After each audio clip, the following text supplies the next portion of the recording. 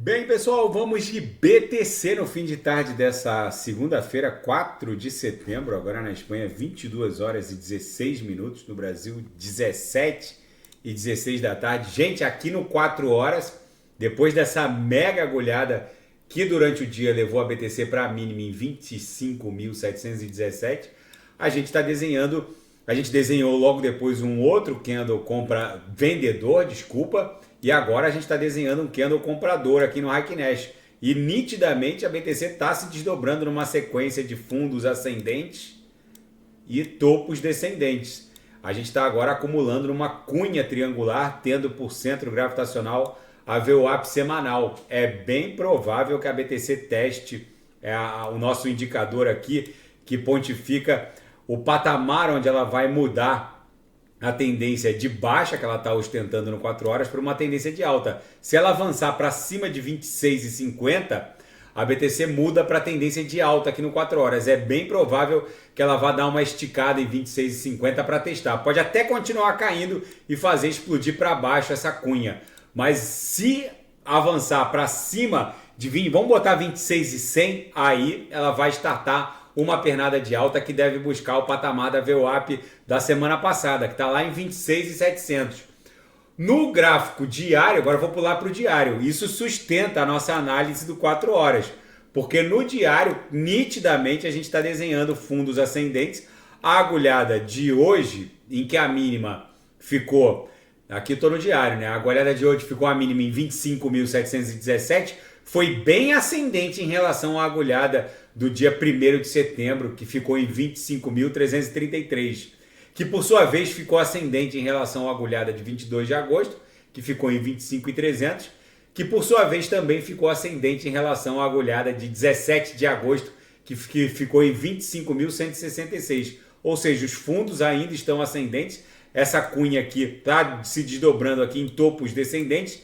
Se a BTC conseguir retomar a tendência de alta aqui no gráfico de 4 horas, romper 26,100, é muito provável que no 6 horas a gente avance para a upper aqui da banda de VWAP mensal, avance para um patamar aqui de 26,300 e no diário a gente teste a mediana do canal de Keltner, que está lá quase em 27 mil dólares, se confundindo aqui com a base da nuvem na projeção. No intraday, a BTC tá uma reguinha, batia na upper, voltava para VWAP, deu um beijinho na lower, acumulou, deu mais uma garfada aqui para baixo, depois foi para VWAP, agora está acumulando no patamar da VWAP. A gente está com um sinal em aberto, justamente por conta da violência dessa agulhada aqui, que levou a BTC para 25.717, mas agora, como a gente deve estressar o patamar de 26,100 no 4 horas, com certeza vai fechar no gain com lucro no bolso dos assinantes.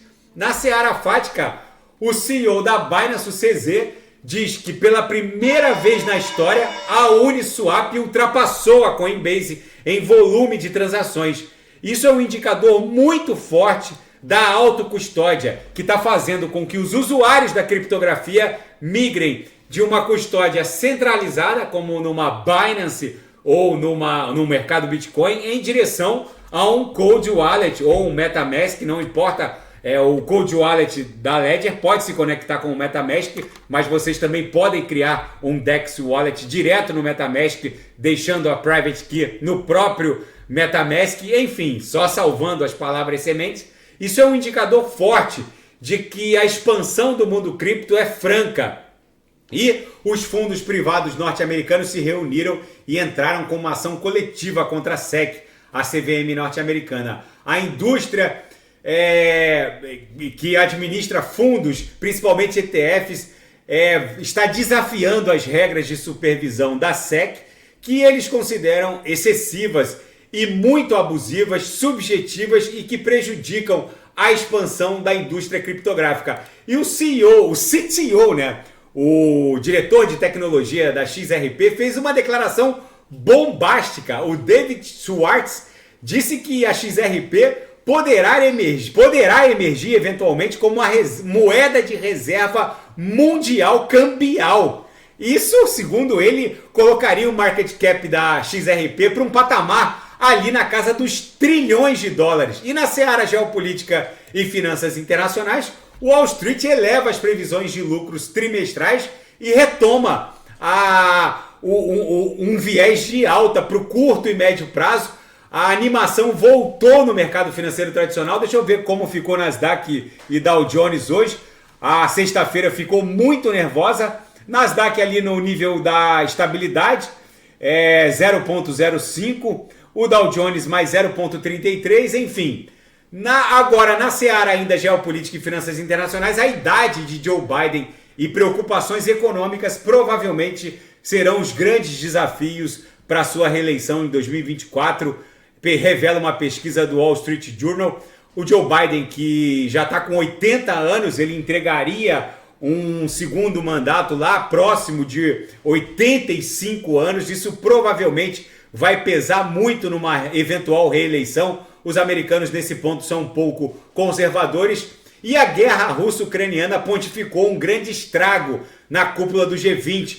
Vladimir Putin e Xi Jinping confirmam que não vão participar da cúpula do G20. Claramente há um movimento de diminuir a importância geopolítica do G20 e aumentar a importância dos BRICS. Gente, a BTC aqui no diário claramente segue dando vigência ao que parece ser uma cunha triangularizada. Tem muita gente abrindo short, mas isso aqui provavelmente vai explodir em direção a 27 mil dólares e não para baixo, como muita gente boa está achando que vai acontecer. Enfim, se nada fugir do script, eu volto amanhã para analisar a própria BTC. Fiquem com Deus e quem quiser sugerir, é só colocar nas mensagens abaixo.